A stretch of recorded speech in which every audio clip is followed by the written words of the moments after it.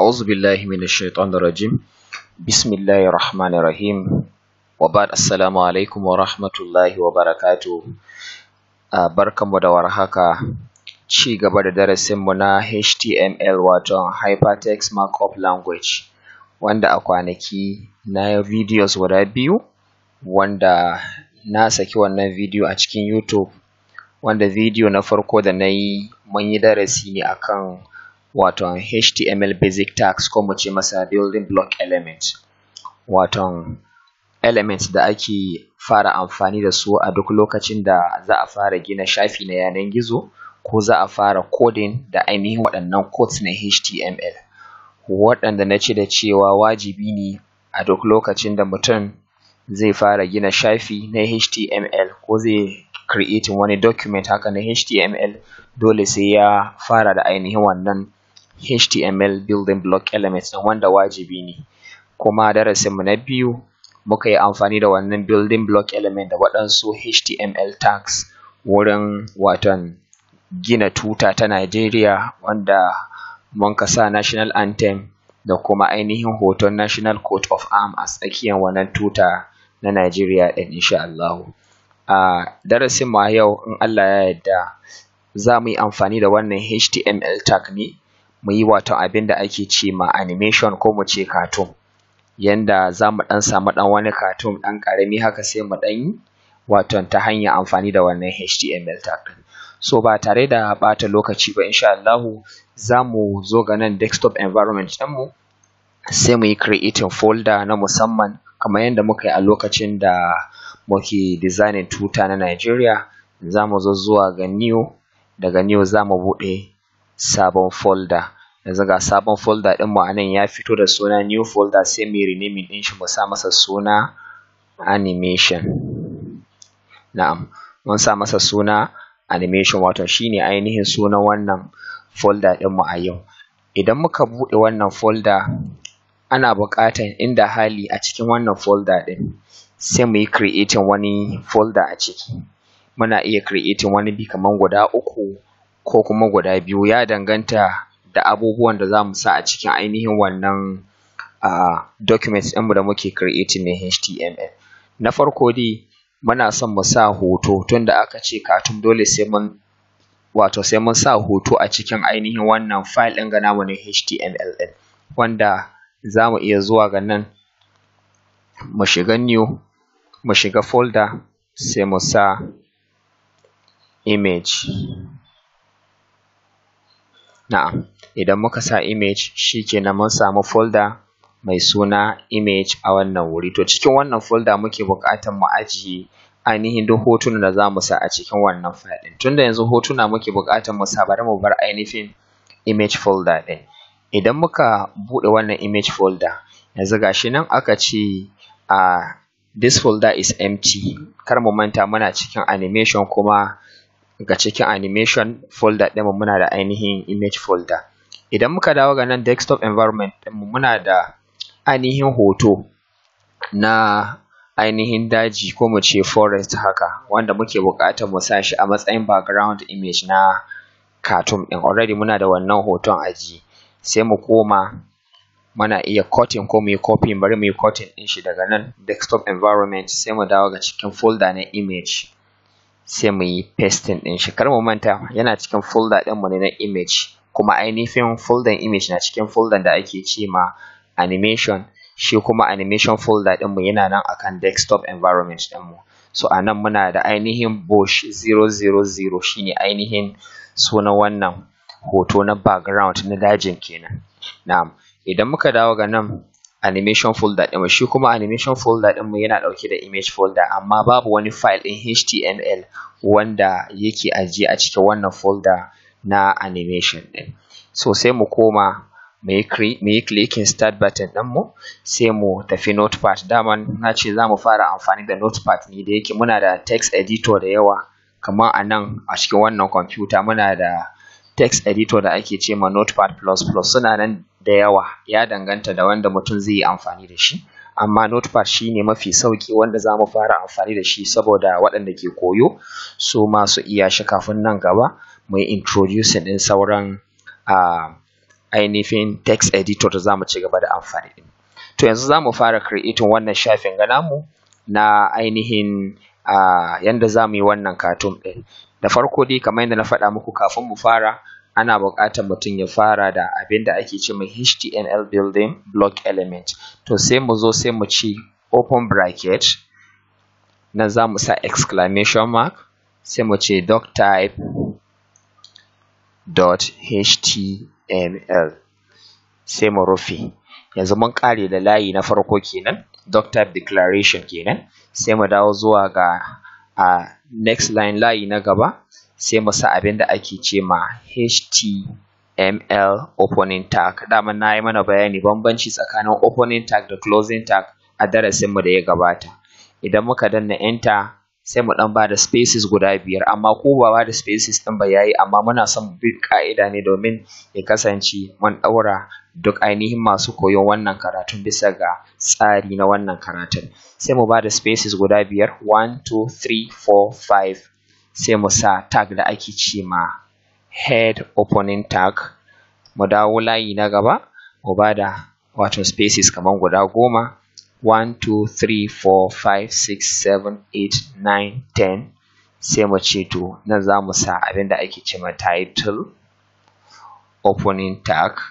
Muna iya dawowa sai mu yi copy na title opening tag, sai mu tafi gaban title opening tag, we paste, sai mu mai da wannan title closing tag. Dama na faɗa mana bambancin opening tag da closing tag, akwai slash a ciki. To wannan na da slash, wannan kuma babu slash. Now sai mu dawo ga next line, mu bada 5 spaces, 1 2 3 4 5. Shi ma head sai mu sa masa closing tag tare da slash, sai mu ce head closing tag. Sai mu dawo layi na gaba mu bada kamar spaces guda 5, 1 2 3 4 5. Sai mu sa body opening tag. Mu dawo layi na gaba ba tare da mun bada spaces ba, shi ma body, sai a yi masa closing tag. Sai mu dawo finally ga last line ɗinmu, sai mu sa HTML closing tag. Yanzu waɗanga su ne ake ce ma HTML basic tags, kuma ce musu building block element. Kamar yadda na faɗa muku, wajibi ne duk wanda zai gina shafi na yanar gizo ya sa waɗanga codes ɗin. Yanzu ga su nan mun sa su. Yanzu abin da ake buƙata shine mu yi saving ɗin wannan file ɗin. Yanzu in muka diba a nan notepad ɗin mu aka sa on title notepad, ba mu yi masa suna ba. Yanzu za mu yi saving. Idan muka yi clicking ga file sai mu yi clicking ga save. In muka yi clicking ga save ya yi mana display ɗin save as dialog box ɗin mu. To za mu yi saving ɗin wannan file ɗin gani a cikin folder na animation ɗin ga. Alhali wannan folder yana nan akan desktop environment. Sai mu yi clicking ga desktop, ga folder ɗin mu na animation, sai mu yi double clicking, yanzu muna cikin wannan folder ɗin. Yanzu za mu zo zuwa ga name file. Misali za mu ce ainihin wannan file ɗin ga da za mu yi naming, za mu ce masa animation.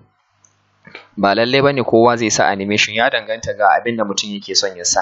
In muka sa animation, file name, duk file da mutum, duk sunan da mutum ya ga dama zai samu file ɗin. Amma abin da ya zama dole sai mutum ya sa abin da ake cewa file extension ɗin, shine ake cewa .htm, ko kuma mutum ya sa .html sai a ƙara l a gaba. Duk suna yi, su ne file extension na HTML.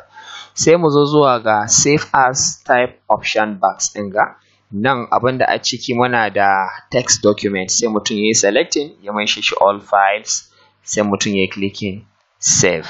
Na'am, idan muka yi clicking save muka dawo ga folder ɗinmu na animation, ga yanan abin ya riga ya fito file ɗinmu na HTML wanda muka yi saving a halin yanzu. Kuma in muka koma ga nan notepad ɗinmu mun ga sunan ya canza daga untitled notepad ya koma animation notepad, saboda mun riga mun yi saving documents ɗinmu successfully. Mu koma zuwa ga ainihin notepad a ainihin folder ɗinmu na animation ɗin. In muka ce mu buɗe wannan animation da browser zai buɗe, amma mun ga da cewa shafin mu is empty already saboda ba mu sa sauran content ɗin ba. To yanzu za mu ci gaba da ainihin darasin namu na yanda za mu ɗauko wannan hoto na background ɗin mu sa shi a cikin wannan file ɗin ga namu na HTML yanda za mu ga wannan farin shafin ya canza ya koma zuwa ga wannan hoton nan da na gwada muku ɗazun na ainihin wannan forest ɗin. Na'am, za mu koma zuwa ga text editor ɗinmu. Idan muka koma zuwa ga text editor, muna son ya kasance tsakanin wannan body opening tag da body close tag a ba da space, saboda akwai content da za a sa tsakanin body opening tag da body close tag wanda su za su yi displaying ga wannan shafin ga namu na document. Yanzu abu na farko muna buƙatar mu sa hoton ainihin waton wannan dajin da aka gare mu a cikin wannan. Gashi nan an sa masa bush 00 shi muke buƙatar mu sa. Na'am, sai mu koma zuwa ga ainihin notepad ɗinmu, sai mu zo nan cikin body opening tag za mu shiga. Nan gaban y ɗin ga, that is between this letter y and this closing bracket, sai mu sa mouse pointer ɗinmu a wannan wuri, a wannan insertion point ɗinmu ko so ɗinmu, sai mu ba da space. Idan muka ba da space, sai mu sa background. Na'am, mun sa background saboda background ɗin da aka gare mu fari na muna son mu maishe shi hoton wannan bush ɗin. Sai mun kiyaye wurin spelling a bi da sannu saboda in an ka samu spelling mistake abun ba zai yi ba. In muka sa background, sai mu sa equal sign, sai mu sa apostrophe. Na'am, idan muka sa apostrophe, sai mu ce mu koma zuwa ga ainihin folder ɗin ga namu na aikin da muke, bari mu ɗan rage folders ɗin ga. Na'am, sai mu koma ga folder ɗin ga namu. Tunda muna son mu sa ainihin wannan hoton a nan desktop environment, a nan environment ɗinmu na background ɗinmu na HTML ɗinmu na wannan file da muke creating, sai mu diba wannan hoto na bush a cikin wani folder yake. Yana cikin folder na image kenan. To muna buƙatar mu sa sunan wannan folder ɗin inda location ɗin wannan bush ɗin yake, shi ake ce ma image folder, shine wannan folder image. To so a nan sai mu sa image, sai mu sa slash. Idan muka sa image muka sa slash, sai sunan abin da ke cikin wannan image folder ɗin shine bush 00 wanda za mu sa a nan, sai mu ce bush 00. Kun ga mun sa ainihin sunan wannan file ɗin kenan, ainihin wannan hoton. To idan muka yi right click ga wannan hoton, muna buƙatar mu samu file extension na ainihin wannan bush ɗin, sai mu zo zuwa ga properties, sai mu yi clicking, zai mana displaying ɗin dialog box, wanda wannan dialog box ɗin yana ɗauke da file extension. Gashi nan file name ɗin is bush 00, sannan type of file shi muke cewa file extension ɗin, ko mu ce masa file type, muna da .jpg ga nan a cikin wannan bracket ɗin ƙarshe za mu yi amfani .jpg. Sai mu koma ga notepad ɗin, sai mu ce .jpg. Yanzu insha Allahu idan muka yi saving muka yi refreshing ɗin browser ɗinmu, muna tsammanin ainihin wannan hoton zai shigo a cikin wannan shafi ɗinmu as background image ɗin. Yanzu mun yi clicking file, sai mu ƙara clicking save, mu tabbatar da mun yi saving ɗin shi, sai mu dawo ga document ɗinmu na browser, sai mu yi refreshing. Na'am, mun ɗan samu kuskure a wani wuri wurin sa wannan hoton. Bari mu ƙara komawa ga wannan ɗinmu document ɗinmu, sai mu ƙara gani. Na'am, yauwa da muka sa hoton ba mu sa apostrophe na wurin kullewa ba, kamar yadda na faɗa muku ana yawan samun error idan mutum bai kiyaye ba. Yanzu wannan apostrophe shine ya hana mu hoton hitowa. Za mu ƙara saving, mu zo sai mu yi refreshing. Na'am, ga yana abin ya shigo successfully. Kun ga daɗin a yi kuskure kenan, saboda zai ƙara mana wani ilimi a wurin gyara. Yanzu ga yana muna da ainihin background ɗinmu na wato image background ɗinmu, ga yana muna da hoton daji. To yanzu mun samu hoto na daji na cartoon wanda za mu yi amfani da shi a daidai yanzu.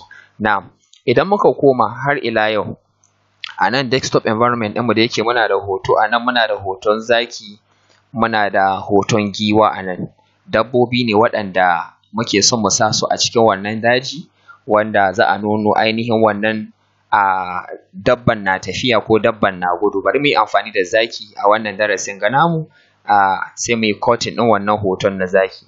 Kar mu manta anything hoto mukan sa shi a cikin folder ne na image, sai mu yi double clicking sai mu sa hoto na zaki a ciki. Shi ma yanda za mu iya jawo shi ga yanan muna da lion, muna iya ƙara girman icon ɗin saboda wannan a ga girman hoton.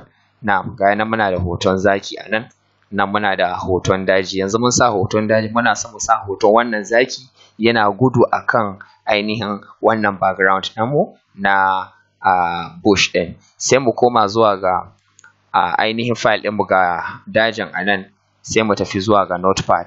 Na'am, za mu shigo tsakanin body opening tag da body closing tag inda za mu sa ainihin wannan hoton. In za mu sa hoto za mu ce open bracket sai mu sa img wato da image kenan, sai mu ba da space sai mu sa src attribute. Wannan img ɗin ga shi ake ce ma image tag, wannan src ɗin ga shi ake ce ma image attribute na ainihin source. Attribute ne wanda ake ce masa source of the image kenan. Na'am, in muka sa src sai mu sa equal sign sai mu sa apostrophe.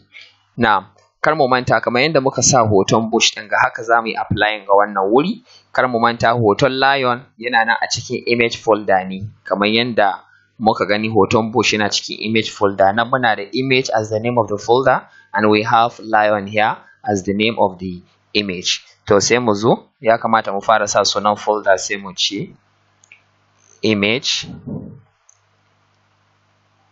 Na'am, in muka sa image sai mu sa slash.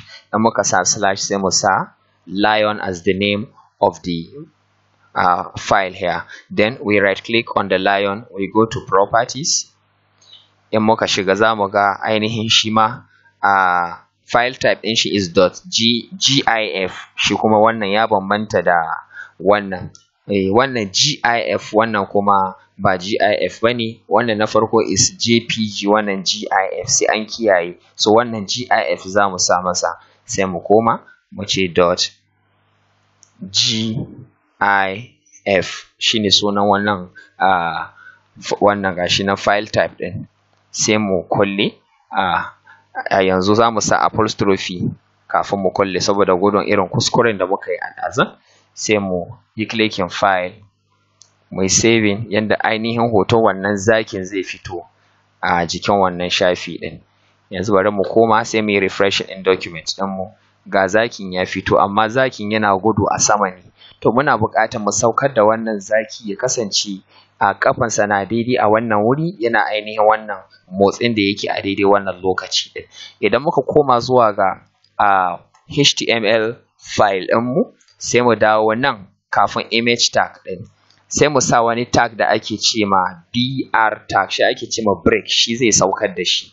Idan muka sa br tag muka yi saving,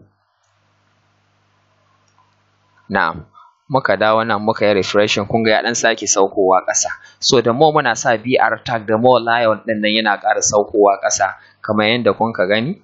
Za mu iya ƙara wani mu ce br, bari mu sa kaman guda 6 haka. Mun samu 2 br tag, br tag, br tag, br tag. Bari mu bari kaman guda 6 sai mu yi saving, mu yi clicking file, mu yi click on save, sai mu yi refresh in document ɗinmu. Ga nan ya ƙara saukowa. Bari mu ɗan ƙara, bari mu ƙara kaman guda 5. Mu yi copying 1 2 3 4 5 haka, sai mu yi copying. Muna iya zuwa nan gaba mu yi clicking ga wannan insertion point, sai mu yi pasting yadda za su ƙara yawa. Sai mu yi clicking file, mu yi clicking save. Gashi nan har yanzu bai yi da kaiwa ba, kenan gwargwadon yawan br tag ɗin gwargwadon yawan saukowan da abun zai yi a ƙasa ɗin. Na bari mu ƙara ko yanzu da yake mun yi copying ɗin na ɗazu, muna iya zuwa mu ƙara pasting, ga yanan sun ƙara yawa. Sai mu yi clicking file, we click on save again, sai mu dawo mu yi refreshing. Na'am, zakin mu ya ɗan ƙara sauka. To sai mu ɗan ƙara br tag kaman guda 2 yanda zai ɗan zo ƙasa kaɗan haka. Na'am, bari mu yi copying guda 2 nan, sai mu yi pasting ɗin shi a gaba. shi kenan sai mu dawo mu yi clicking file mu yi clicking save. Yanzu ga yanan zakin namu ya sauko a ƙasa yana gudu, sai dai gudun yana wuri guda ne bai kai ga fara tafiya ba. To yanzu abin da muke buƙata ya kasance wannan gudun da zakin yake a yanzu ya kasance ya yi moving daga actual position ɗin shi ya ƙara a gaba. So a wannan gaba za mu yi applying ɗin wani HTML tag wanda ake ce ma marquee tag. Tunda yanzu yana ɓangaren hagu ne muna son ya yi moving zuwa ga gefen dama. Idan muka ce marquee tag shine HTML tag da ake amfani da shi wurin sa rubutu ko hoto ya yi motsi daga dama zuwa hagu, ko daga hagu zuwa dama, ko daga sama zuwa ƙasa, ko daga ƙasa zuwa sama, shi ake ce mai HTML marquee tag. To za mu yi applying ɗin wannan tag a daidai wannan lokaci. Sai mu dawo ainihin wannan tag ɗin ba zai zama a nan bayan BR tags ɗin gaba, a'a zai zo ne kafin image tag ɗin ga ainihin wannan tag ɗin ga na image. To za mu sa shi kafin shi ne a nan, saboda shi marquee tag yana da opening da kuma closing. To za mu sa a nan wurin ne kafin image da kuma bayan image. Sai mu zo nan mu ce open bracket marquee. Marquee za mu sa MER sai mu sa QUEE marquee, sai mu sa closing bracket. Wannan shi ake cewa marquee opening tag. Muna iya copying opening tag ɗaya mu zo gaban image tag ɗin ga sai mu sa mu yi pasting ɗin shi a nan. Muna da shi ma sai mu sa mai slash. Muna da marquee opening tag, marquee closing tag. To shi ke sa rubutu yana tafiya. Sai dai wannan marquee tag ɗin ga da muka sa shi ake ce ma default marquee tag.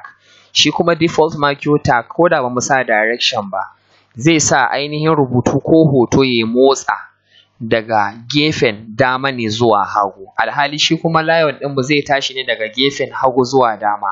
So yanzu in muka yi running ɗin wannan program za mu ga wannan layout ɗin yana tafiya ne ta baya maimakon ya tafi gaba, saboda mun yi applying default marquee tag ba tare da mun sa direction ba. Sai mu yi clicking file mu yi clicking save, mu sake dawowa ga browser ɗinmu sai mu yi refreshing. Kun ga zakin namu ga nan ya fito daga gefen dama yana komawa hagu, maimakon ya tashi daga ainihin gefen hagu ya tafi gefen dama da sauransu. Kun ga nan yana fitowa kenan yana tafiya ne ta baya maimakon a ce ya yi tafiya na gaba. To abin da ya kawo wannan problem muke ciki yanzu shine ba mu sa ainihin direction na inda wannan marquee ɗin zai tafi ba, ainihin zakin zai tafi ba. Kamata yayi ya tashi daga ainihin gefen hagu nan inda yake zaune a da ya tafi nan dama ɗin. So yanzu za mu yi applying abin da ake ce ma direction. Sai mu koma zuwa ga tag ɗin gaban marquee opening tag ɗin, that is between the last letter E da kuma wannan closing bracket. Sai mu yi clicking mouse pointer ɗinmu as in our insertion point, wurin zai zama insertion point ɗinmu. Sai mu ba da space. Idan muka ba da space sai mu sa direction. Na'am, idan muka sa direction sai mu yi clicking mu danna equal sign sai mu sa apostrophe. Bari mu sa guda biyu ɗin yanda za mu dawo a nan tsakiya sai mu sa ainihin direction ɗinmu. So our direction should be right direction. Sai mu ce right. In muka sa right kenan ainihin muna faɗa ma ainihin wannan marquee tag ɗin ga wanda ke ɗauke da attribute in direction da cewa yi mana moving ɗin wannan hoton zaki daga ainihin gefen hagu inda yake zaune a da zuwa gefen dama. To ainihin direction da ainihin wannan animation ɗin zai tafi kenan. Sai mu yi clicking file mu yi clicking save, mu sake dawowa sai mu yi refreshing ɗin wannan shafi. Yanzu ga nan zakin zai fito daga nan gefen hagu na wannan shafi zai tafi gefen dama. Na'am, ina ga ko nan ma akwai abin da muka ɗan yi omitting, ga nan zakin gaba ɗaya bai fito ba. Bari mu koma sai mu ƙara diba code ɗin ga namu da kyau. Na'am, muna da marquee direction equal sign apostrophe right kafin shi wannan hoton. Na'am, ina ganin ban ma ga wani error a wannan wurin ba. Bari mu ƙara saving sai mu yi refreshing ɗin wannan shafin namu. Na'am, ashe ma ya ma fito ɗin ta. gashi nan zai fito, sai mu ɗan exercising ɗin patient mu ga fitowan wannan zaki ɗin. Da yake ya ɗan jima bai fito ba saboda ba mu ƙara mai godo ba.